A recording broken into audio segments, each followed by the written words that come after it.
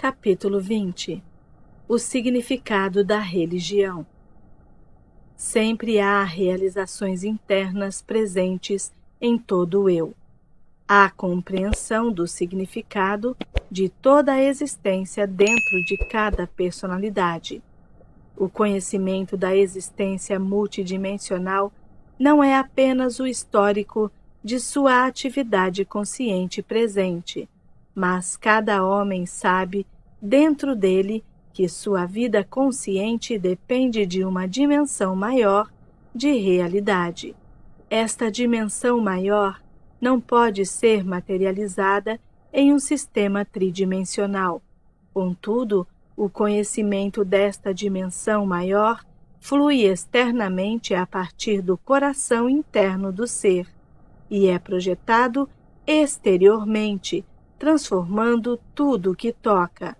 Esta inundação inculta certos elementos do mundo físico com um brilho e intensidade que ultrapassa de longe o normalmente conhecido. Os tocados por ele são transformados em seus termos em algo maior do que foram. Este conhecimento interior tenta encontrar um lugar para si mesmo no mapa físico, traduzir-se em termos físicos. Cada homem, portanto, possui esse conhecimento interior até certo ponto, ou outro ele também procura por confirmação disto no mundo. O mundo exterior é um reflexo do interior, embora distante em perfeição.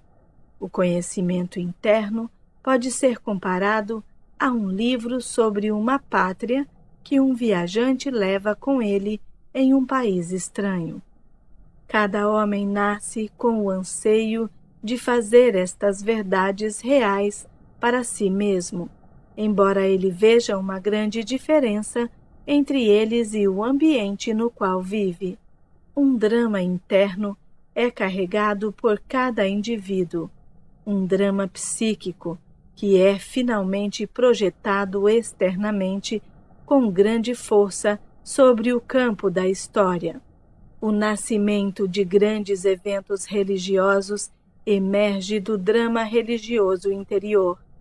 O próprio drama é de certo modo um fenômeno psicológico, pois cada eu fisicamente orientado se sente empurrado sozinho em um ambiente estranho, sem saber suas origens ou destino, ou até mesmo a razão para sua própria existência.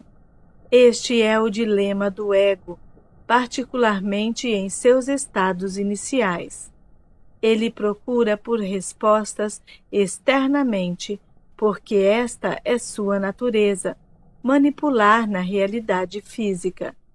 Ele também percebe, todavia, uma profunda e duradoura conexão que não compreende com outras porções do eu que não está sob seu domínio.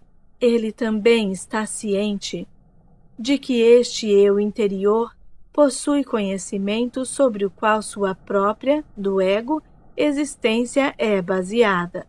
Quando ele cresce, em seus termos, procura confirmação externa para este conhecimento interior. O eu interior sustém o ego com o seu suporte. Ele forma suas verdades em dados fisicamente orientados com os quais o ego pode lidar. Ele então projeta-as exteriormente na área da realidade física. Vendo estas verdades assim materializadas, o ego então acha fácil aceitá-las.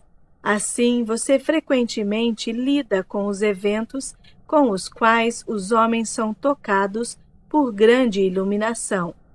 Isolados das massas da humanidade e presenteado com grandes poderes, períodos da história que aparecem quase artificialmente brilhantes em contraste com outros. Profetas, gênios e reis mostrados numa proporção mais que humana. Agora estas pessoas são escolhidas pelas outras para manifestar externamente as verdades interiores que todos conhecem intuitivamente. Há muitos níveis de significâncias aqui. Por um lado, tais indivíduos recebem suas habilidades sobrenaturais e poder de seus companheiros, contêm-no, exibem-no no mundo físico para todos verem. Eles atuam a parte do eu abençoado que realmente não pode operar na realidade física não coberta pela carne. Esta energia, todavia, é uma projeção bastante válida do eu interior. A personalidade, tão tocada por isto, realmente se torna, em certos termos, o que parece ser. Ela emergirá como um herói eterno no drama externo religioso, como o eu interior é o eterno herói do drama religioso interior. A projeção mística é uma atividade contínua. Quando a força de uma grande religião começa a diminuir e seus efeitos físicos são minimizados, então o drama interno começa outra vez a se acelerar. A mais alta aspiração do homem, portanto, será projetada sobre a história física. Os próprios dramas diferirão. Lembre-se, eles são construídos internamente primeiro. Eles serão formados para impressionar as condições do mundo em determinado tempo e, portanto, cercado de símbolos e eventos que impressionarão mais a população. Isto é feito astuciosamente, pois o eu interior sabe exatamente o que impressiona o ego e que tipos de personalidade serão os melhores para personificar a mensagem em determinado tempo.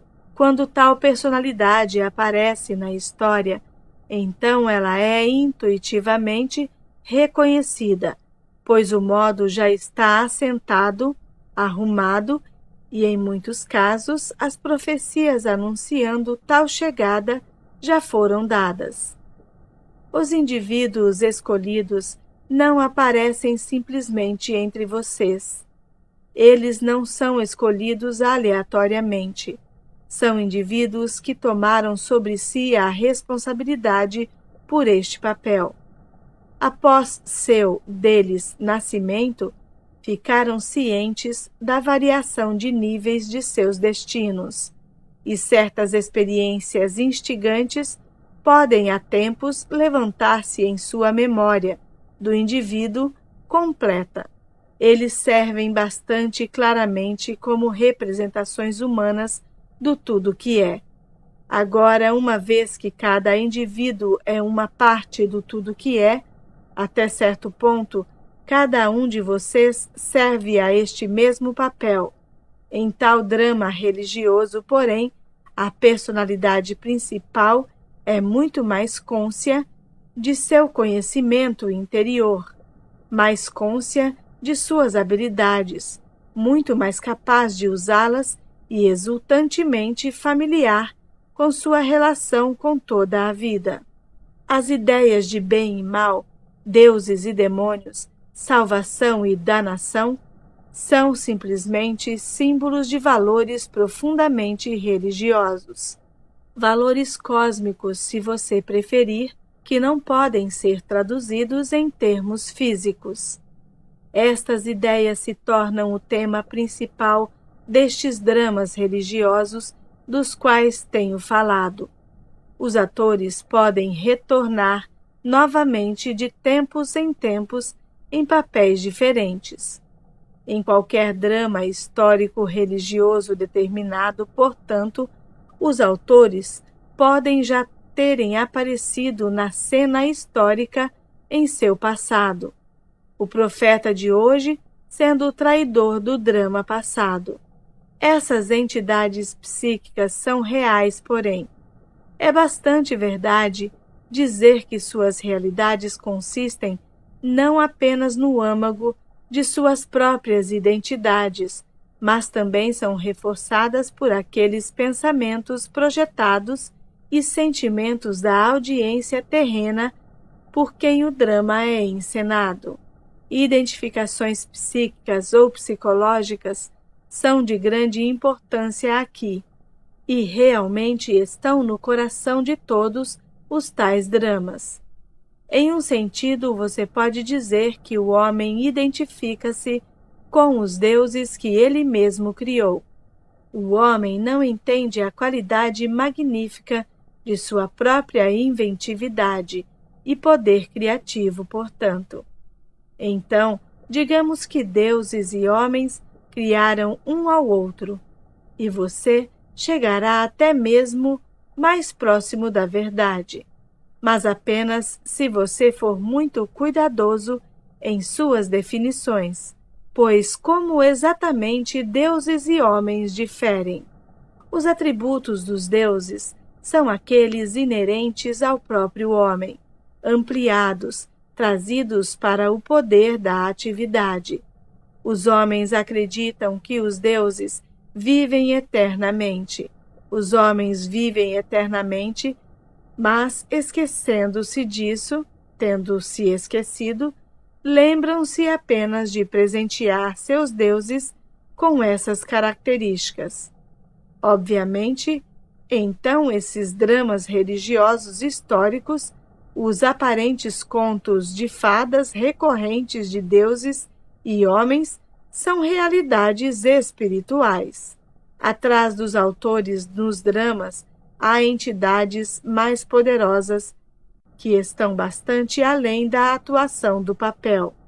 As próprias peças, então, as religiões que resvalam através das eras, estas são simplesmente peças, embora auxiliares. Atrás do quadro de bem e mal está um valor espiritual muito mais profundo. Todas as religiões, porém, enquanto tentam agarrar a verdade, têm que, a algum amplo grau, temer sua sempre intangibilidade. O eu interior sozinho no descanso, na meditação, pode ocasionalmente vislumbrar porções destas realidades internas que não podem ser expressas fisicamente. Estes valores, intuições ou insights são dados a cada qual de acordo com seu entendimento, e assim as histórias contadas sobre eles frequentemente variarão. Por exemplo, o personagem principal em um drama histórico religioso pode estar ou não conscientemente ciente dos modos pelos quais tais informações são dadas a ele. E ainda pode parecer que ele sabe, pois a natureza da origem do dogma será explicada em termos que este sujeito principal possa entender.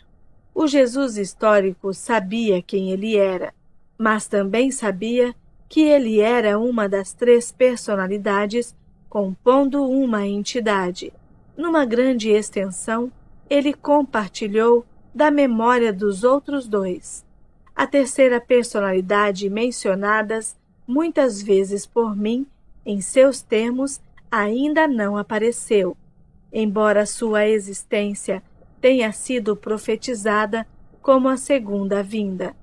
Agora estas profecias foram dadas em termos da cultura corrente naquele tempo e, portanto, enquanto o estágio foi estabelecido, as distorções são lamentáveis, pois o Cristo não virá no fim de seu mundo como as profecias têm mantido. Ele não virá para recompensar os justos e mandar os transgressores para a maldição eterna. No entanto, ele começará um novo drama religioso. Uma certa continuidade histórica será mantida, como aconteceu uma vez antes. Porém, ele não será conhecido amplamente por quem é. Não haverá proclamação gloriosa a qual todo o mundo reverencie. Ele retornará para fortalecer o cristianismo, que está numa desordem no tempo de sua chegada, e para estabelecer um novo sistema de pensamento, quando o futuro estiver severamente precisando de um. Por aquele tempo, todas as religiões estarão em severa crise. Ele balançará as organizações religiosas, não unindo-as.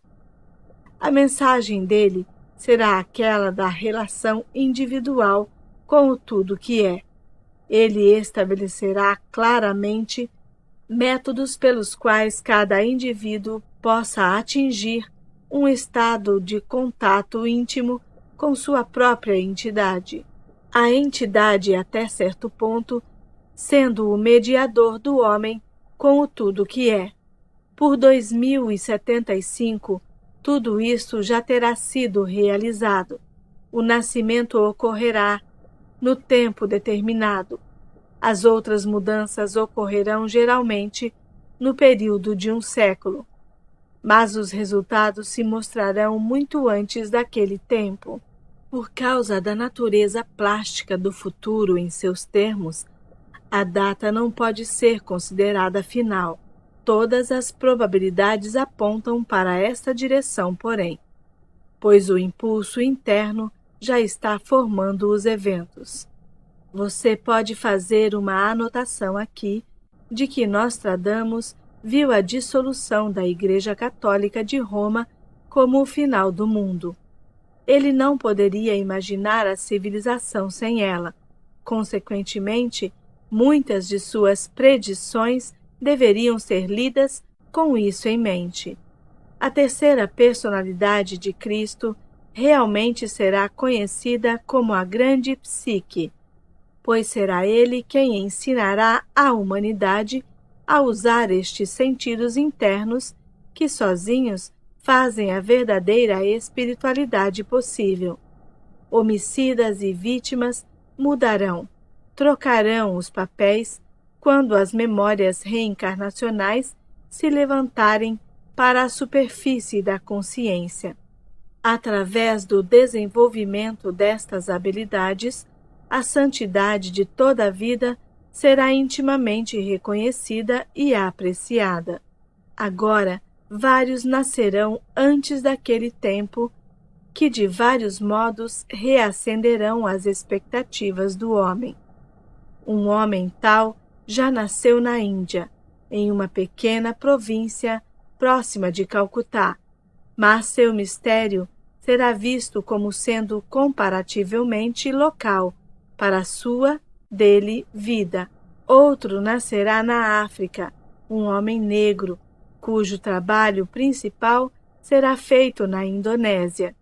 As expectativas foram estabelecidas há muito tempo atrás em seus termos e serão alimentadas por novos profetas até que a terceira personalidade de Cristo realmente venha à tona.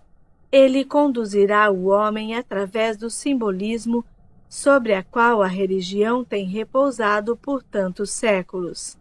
Ele enfatizará a experiência espiritual individual, a expansão da alma e ensinará o homem a reconhecer os aspectos multidimensionais de sua própria realidade. A terceira personagem histórica já nascida em seus termos e uma porção da personalidade inteira de Cristo assumirá sobre si mesma o papel de um zelote. Esta pessoa teve energia superior e poder e grandes habilidades de organização, mas foram os erros que ela fez involuntariamente que perpetuaram algumas distorções perigosas. Os registros deste período histórico são dispersos e contraditórios.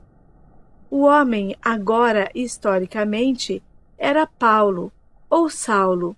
Foi dado a ele o estabelecimento de uma estrutura, mas era para ser uma estrutura de ideias, não de regulamentos, de homens, não de grupos. Aqui ele caiu e retornará como a terceira personalidade há pouco mencionada em seu futuro. A este respeito, porém, não há 4 personalidades. Agora, Saulo foi para grandes distâncias para estabelecer-se como uma identidade separada. Suas características, por exemplo, eram aparentemente bastante diferentes dessa do Cristo histórico. Ele foi convertido em uma intensa experiência pessoal, um fato que foi impressivo para ele no aspecto pessoal e não no organizacional. Ainda algumas façanhas dele em sua vida inicial foram atribuídas ao Cristo, não como um homem jovem, mas antes. Todas as personalidades têm livre vontade e trabalham seus próprios desafios. O mesmo se aplicava a Saulo. Porém, as distorções organizacionais também foram necessárias na estrutura da história como os eventos são entendidos. As tendências de Saulo eram conhecidas, porém, a outro nível. Elas serviam a um propósito. É por esta razão, portanto, que ele emergirá uma vez mais, dessa vez para destruir essas distorções. Agora ele não as criou sozinho e as empurrou sobre a realidade histórica. Ele as criou na medida em que se viu forçado a admitir certos fatos. Naquele mundo daquele tempo, poderes terrenos eram necessários para manter as ideias cristãs à parte de outras inúmeras teorias e religiões, para mantê-las no meio de facções de guerra.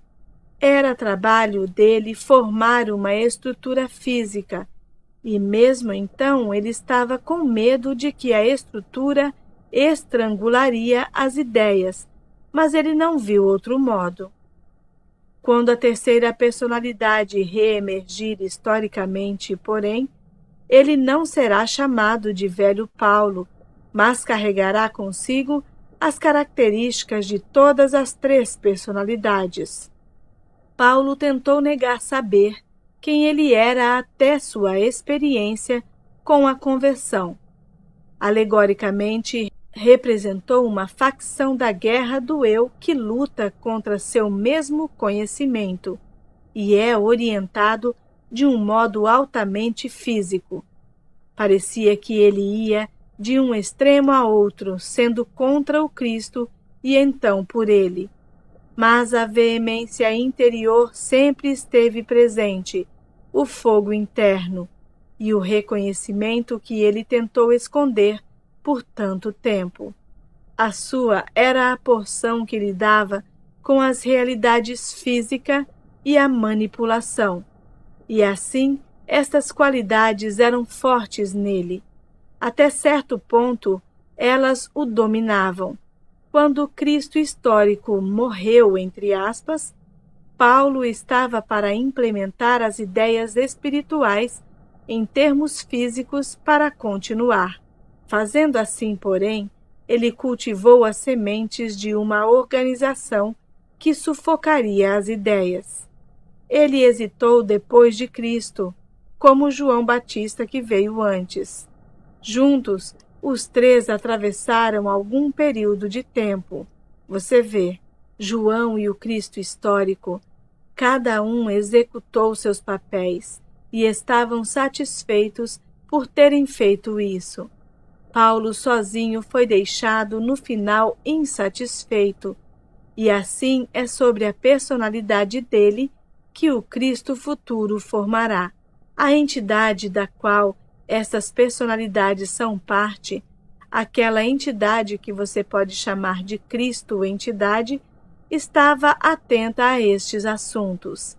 As personalidades terrestres não estavam cientes dele, embora em períodos de transe e exaltação, muito foi feito conhecido para eles.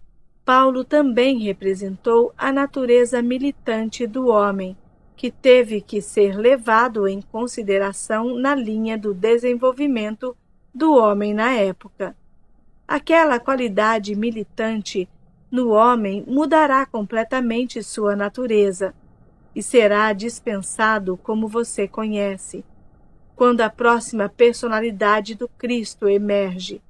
É então apropriado que Paulo esteja presente. No próximo século, a natureza interna do homem, com estes desenvolvimentos, se libertará de muitos constrangimentos que a ataram. Uma nova era realmente começará. Agora, não um céu em terra, mas um mundo mais são e justo, no qual o homem seja muito mais ciente de sua relação com seu planeta e de sua liberdade no tempo. Eu gostaria de fazer certas observações mais claras. A nova religião, seguindo a segunda vinda, não será cristã em seus termos, embora a terceira personalidade de Cristo a inicie. Esta personalidade se referirá ao Cristo histórico, reconhecerá a relação dele com aquela personalidade, mas dentro dele, os três agrupamentos de personalidade formarão uma entidade psíquica nova, um gestalt psicológico diferente. Quando esta metamorfose acontece, também iniciará uma metamorfose a nível humano, como as habilidades internas do homem são aceitas e desenvolvidas. Os resultados serão um tipo diferente de existência. Muitos de seus problemas agora são o resultado de ignorância espiritual. Nenhum homem olhará com inferioridade para um indivíduo de outra raça quando ele mesmo reconhece que sua própria existência inclui tal membro também. Nenhum sexo será considerado melhor que o outro, ou qualquer papel na sociedade, quando cada indivíduo está ciente de sua própria experiência em muitos níveis da sociedade e dos muitos papéis. Uma consciência sempre aberta sentirá suas conexões com todos os outros seres vivos. A continuidade da consciência se tornará aparente. Como resultado de tudo isso, mudarão as estruturas sociais e governamentais, pois elas são baseadas em suas convicções atuais. A personalidade humana colherá benefícios que agora pareceriam incríveis. Uma mente sempre aberta implicará em uma liberdade muito maior. Do nascimento, as crianças serão ensinadas que a identidade básica não depende do corpo e que o tempo, como você o conhece, é uma ilusão. A criança estará ciente de muitas de suas existências passadas e será capaz de identificar o homem idoso ou a mulher que, em seus termos, ela se tornará. Muitas das lições que vêm com a idade estarão então disponíveis para o jovem, mas o idoso não perderá a elasticidade espiritual de sua mocidade. Isto em si mesmo é importante, mas durante algum tempo as encarnações ainda serão escondidas por razões práticas.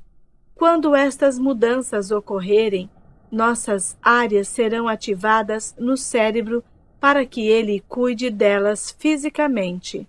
Fisicamente, então, o mapeamento cerebral será possível, no qual as lembranças de vidas passadas são evocadas.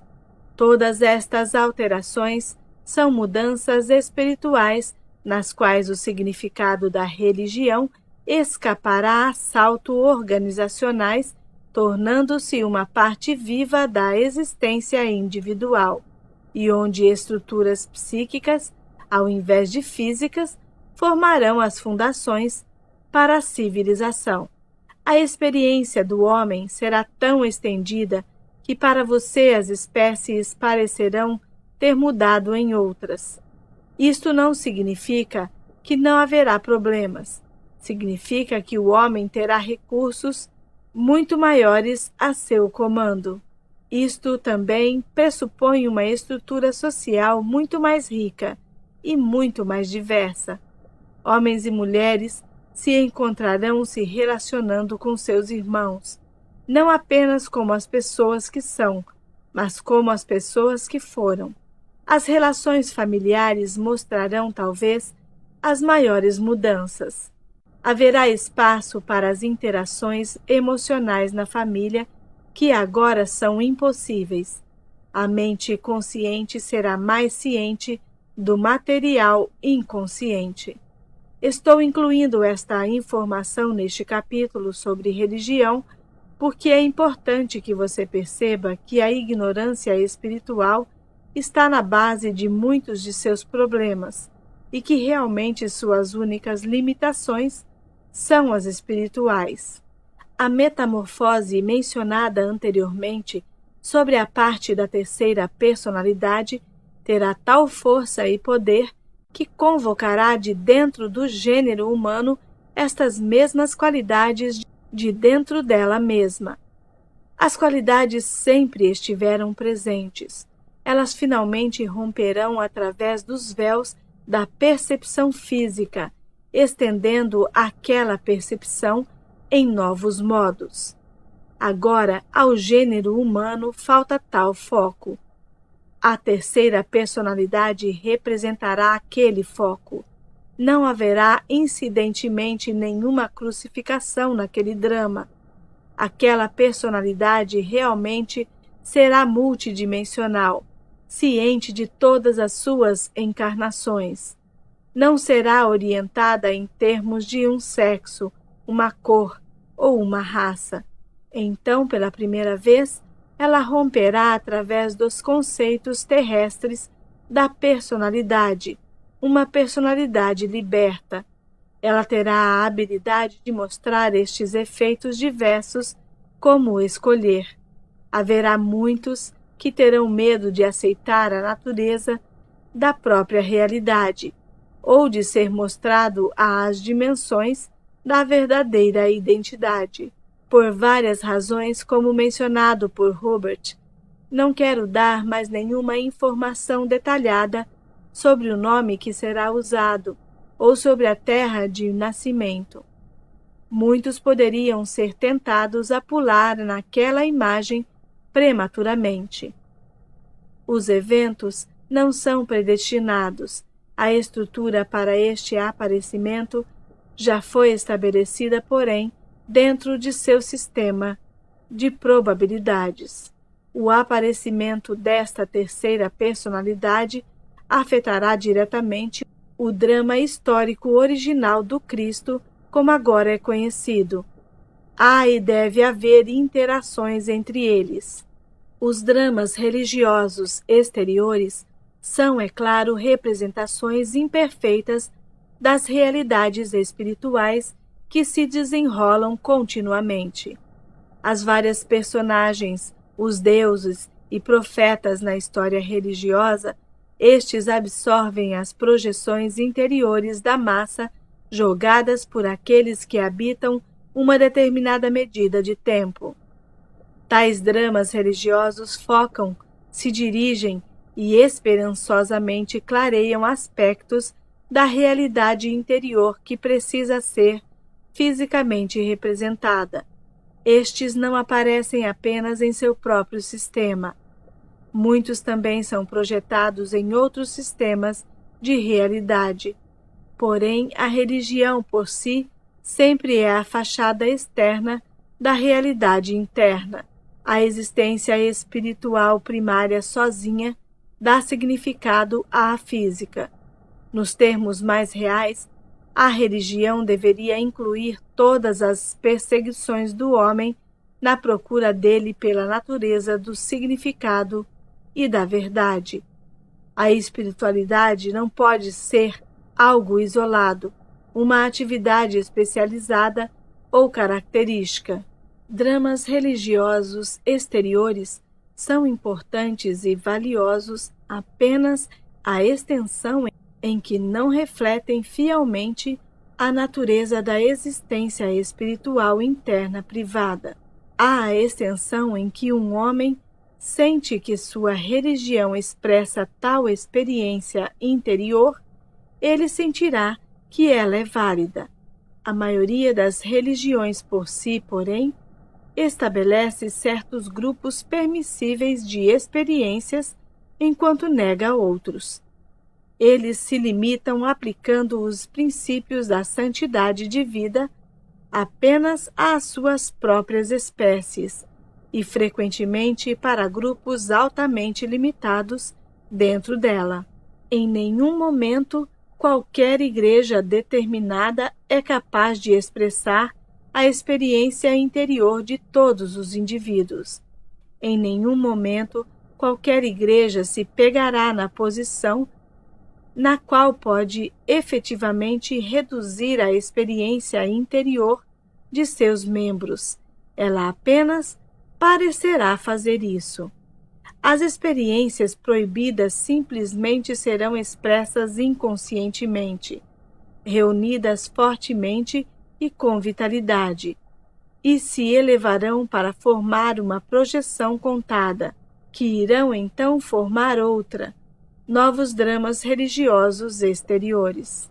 Os dramas em si mesmo expressam certas realidades internas e servem como lembranças superficiais para aqueles que não confiam na experiência direta com o eu interior.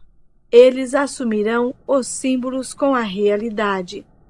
Quando eles descobrem que não é assim, eles se sentem traídos. Cristo falou em termos de pai e filho, porque, em seus termos, naquele momento, este era o método usado. A história que ele contou para explicar a relação entre o eu interior e o indivíduo fisicamente vivo. Nenhuma religião nova realmente surpreende qualquer um, pois o drama já foi encenado subjetivamente. O que eu disse, é claro, se aplica muito tanto a Buda quanto a Cristo. Ambos aceitaram as projeções interiores e então tentaram representá-la fisicamente. Eles foram, porém, mais que a soma dessas projeções. Isto também deveria ser entendido. O maometismo malogrou. Neste caso, as projeções foram predominantemente de violência. Amor e parentesco eram secundários ao que realmente chegou ao batismo e comunhão através da violência e sangue. Nestes dramas religiosos exteriores contínuos, os hebreus encenaram um papel estranho. A ideia deles de um Deus não era nova para eles. Muitas religiões antigas mantiveram a convicção de um Deus acima de todos os outros. Porém, este Deus acima de todos os outros era um Deus mais suave do que o que os hebreus seguiram. Muitas tribos acreditaram, bastante justamente, no espírito interior que penetra cada coisa viva, e eles se referiram frequentemente ao, digamos, o Deus na árvore ou o espírito na flor. Mas eles também aceitaram a realidade de um espírito global, do qual estes espíritos menores eram senão uma parte. Todos trabalhavam juntos harmoniosamente. Os hebreus conceberam um Deus inspetor, um bravo e justo, e às vezes um Deus cruel. E muitas seitas negaram, então, a ideia de que outros seres vivos, além do homem, possuíram espíritos interiores. As primeiras crenças representaram uma simbolização melhor da realidade interior, na qual o homem, observando a natureza, deixa a natureza falar e revelar seus segredos. Porém, o Deus hebreu representou uma projeção de um tipo distantemente diferente. O homem estava crescendo mais e mais ciente do ego, com um sentido de poder acima do da natureza, e muitos dos milagres posteriores são apresentados de tal modo que a natureza é forçada a se comportar diretamente do seu modo habitual. Deus se torna o aliado do homem contra a natureza. O Deus hebreu primitivo se tornou um símbolo do ego desatrelado do homem. Deus se comportou exatamente como uma criança enfurecida. Teve esses poderes enviando trovão e raio e fogo contra seus inimigos, destruindo-os. O ego do homem emergindo, portanto, trouxe problemas emocionais e psicológicos e desafios. O senso da separação da natureza cresceu. A natureza se tornou uma ferramenta para ser usada contra outros. Alguns dias antes do aparecimento do Deus hebreu, estas tendências eram aparentes. Em muitas religiões tribais antigas, agora esquecidas, o recurso também era fazer os deuses voltarem à natureza contra o inimigo. Antes deste tempo, porém, o homem sentia uma parte da natureza não separado dela. Ela era considerada como uma extensão de seu ser, como ele se sentia uma extensão de sua, da natureza, realidade. Uma pessoa não pode usar a si mesma como uma arma contra si mesma nestes termos. Naqueles tempos, os homens falavam e confiavam nos espíritos dos pássaros, árvores e aranhas, sabendo que, sob a realidade interior, a natureza destas comunicações era conhecida e compreendida. Naqueles tempos, a morte não era temida, como é em seus termos agora, pois o ciclo da consciência era compreendido. O homem desejou, de um modo, sair de si mesmo, fora da estrutura na qual ele tinha sua existência psicológica, para tentar desafios novos, para sair de um modo de consciência para outro. Ele quis estudar o processo da própria consciência. De um modo, isso significou uma separação gigantesca da espontaneidade interna que tinha lhe dado paz e segurança. Por outro lado, ofereceu uma criatividade nova nos termos dele. Neste ponto, o Deus interior se tornou o Deus exterior. O homem tentou formar um reino novo, atingir um tipo diferente de foco e consciência. A consciência dele pegou uma esquina fora de si mesma. Para fazer isto, ele se concentrou cada vez menos e menos na realidade interior, e então começou o processo da realidade interior, apenas como se ela fosse projetada externamente no mundo físico. Antes, o ambiente era criado sem esforço e percebido pelo homem e todos os outros seres vivos, conhecendo a natureza da unidade interna deles. Para começar esta nova aventura, era necessário fingir que esta unidade interna não existiu. Caso contrário, o novo tipo de consciência sempre correria atrás de sua, da unidade interna, casa por segurança e conforto. Assim, parecia que todas as pontes deveriam ser cortadas, enquanto, é claro, era apenas um jogo, porque a realidade interna sempre permaneceu.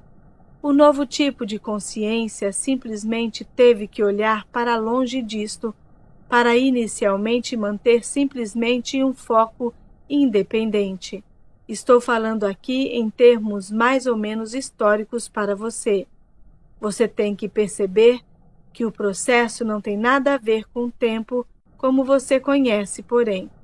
Este tipo particular de aventura na consciência aconteceu antes e, em seus termos, acontecerá novamente. Porém, a percepção do universo exterior mudou, portanto, e parecia ser estrangeira e à parte do indivíduo que a percebeu. Então, Deus se tornou uma ideia projetada externamente, independente do indivíduo divorciado da natureza.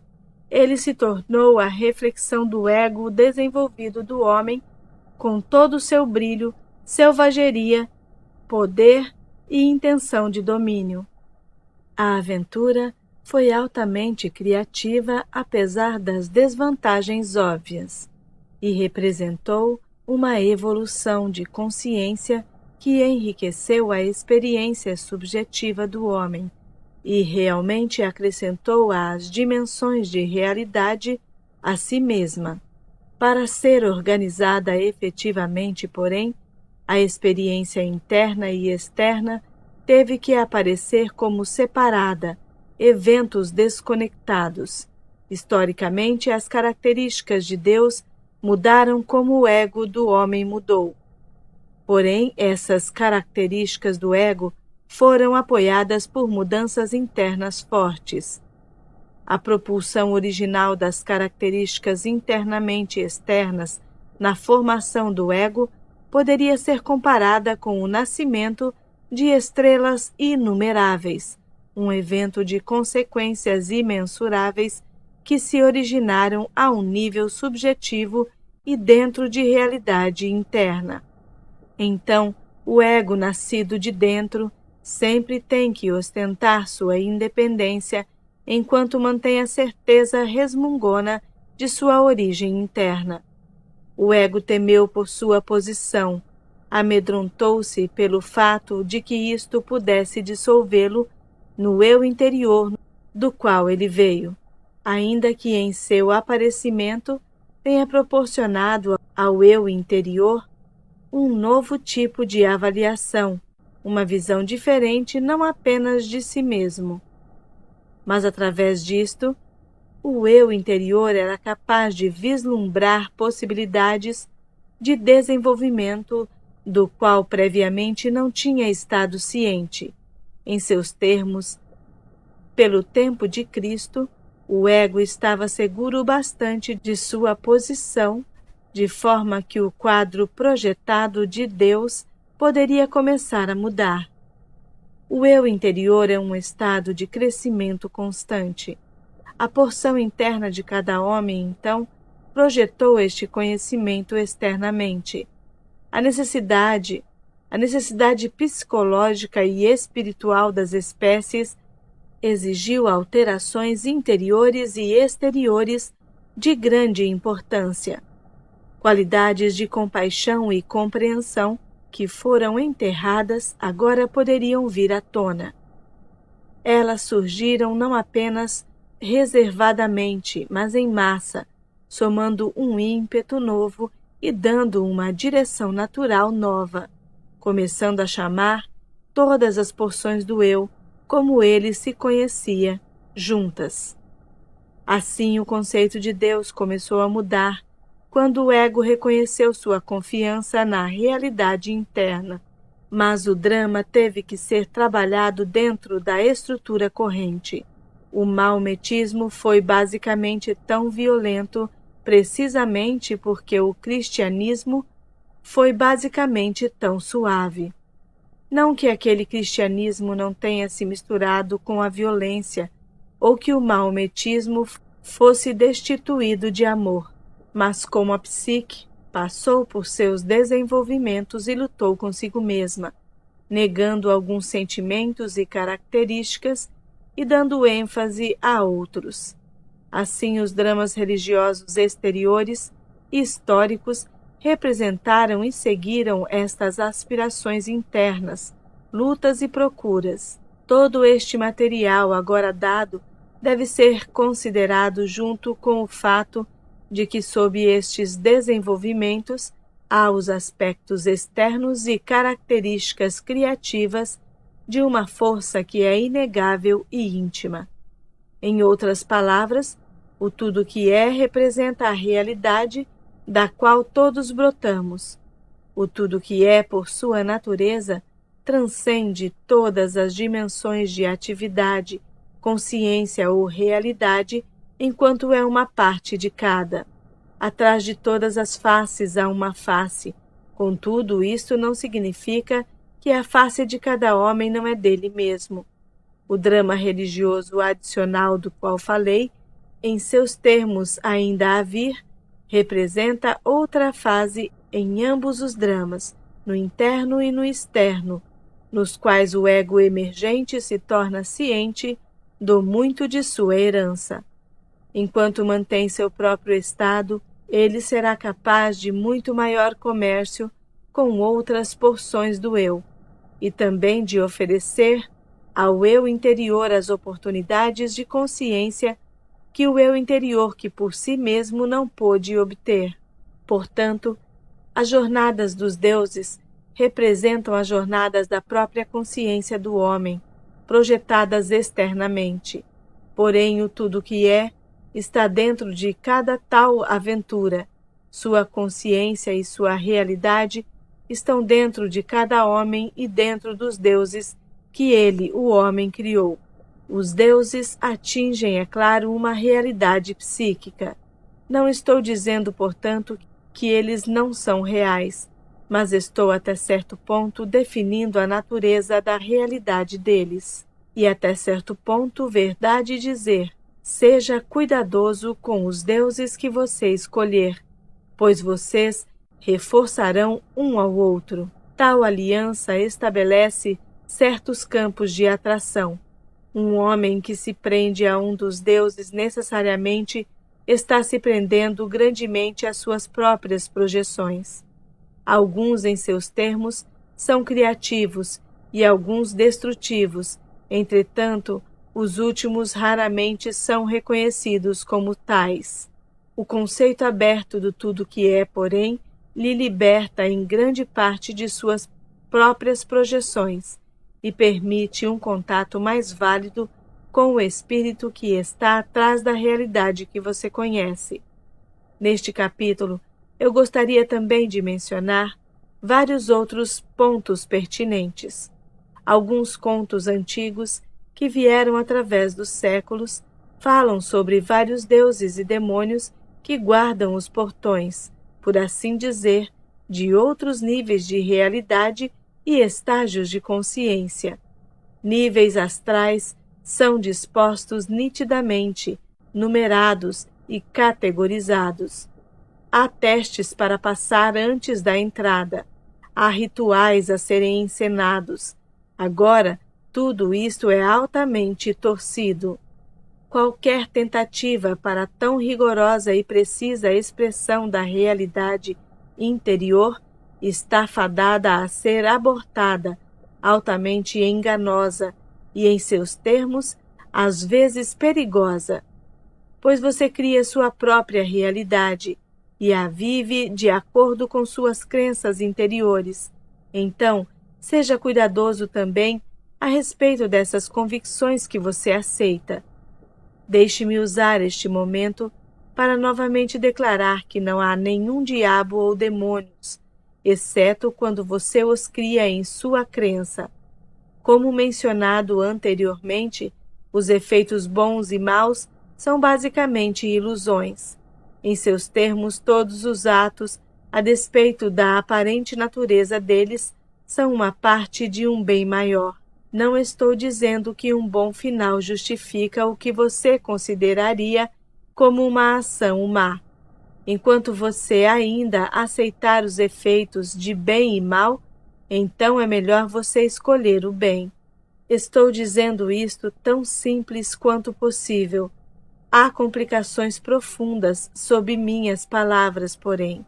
Os opostos só têm validade em seu próprio sistema de realidade. Eles são uma parte de suas suposições enraizadas, e assim você tem que lidar com eles como tais. Porém, eles representam unidades profundas que você não entende. Sua concepção de bem e mal resulta em grande parte do tipo de consciência que você adotou presentemente. Você não percebe o todo, mas porções. A mente consciente foca como uma luz rápida, limitada, mas intensa, percebendo a partir de um determinado campo de realidade apenas certos estímulos. Ela então reúne estes estímulos, formando a ligação de similaridade.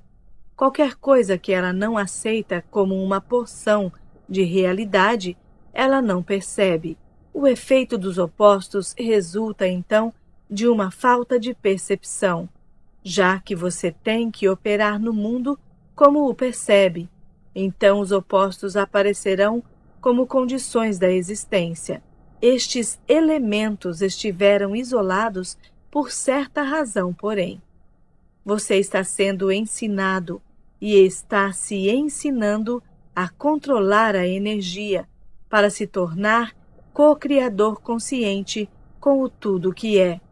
E um dos estágios do desenvolvimento ou dos processos de aprendizado inclui lidar com os opostos como realidades.